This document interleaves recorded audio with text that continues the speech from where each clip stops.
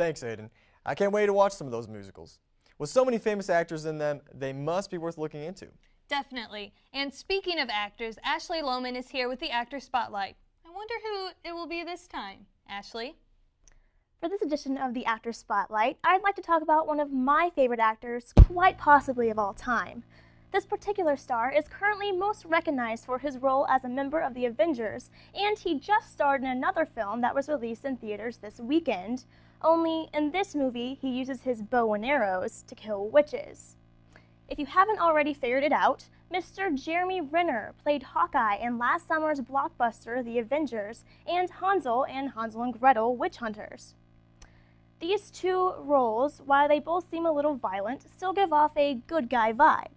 The same can be said about his 2011 role in Mission Impossible Ghost Protocol and his portrayal of Aaron Cross in last year's The Bourne Legacy, not to mention his work in the 2008 war drama The Hurt Locker. However, Mr. Renner has been cast in a variety of different roles, with the majority of them actually being of not-so-good guys. While most of his well-known characters are like action stars who either have a sarcastic sense of humor or are strictly serious, his very first movie role was that in the 1995 comedy National Lampoon's Senior Trip. His character, referred to as Dags, was essentially just your typical high school senior who's heading nowhere fast because he never pays attention in class and always harasses his teachers. This role allowed him to show his funny side more than anything. In the 5 years that followed his film debut, he made several appearances in different TV series, including Angel in 2000 when he played a vicious vampire by the name of Penn. 2 years later, he got his big break when he portrayed the infamous serial killer, Jeffrey Dahmer. While this is most likely his darkest role, he actually did so well with it that he was nominated for an Independent Spirit Award for Best Male Lead. In 2003, he played Brian Gamble, a SWAT officer gone rogue, and received some recognition for it when Hollywood Life named it Breakthrough Performance of the Year.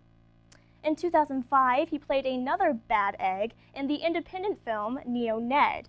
This character portrayal, which was that of a white supremacist living in a mental institution, landed him Best Actor Award at the Palm Beach International Film Festival.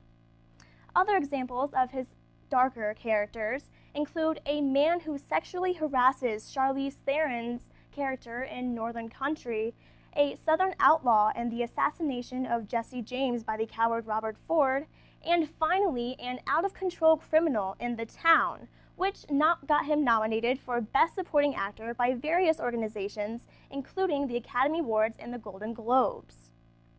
Clearly, Mr. Renner has a lot of experience with giving performances of a much darker nature. However, he will continue to play the good guy roles as well.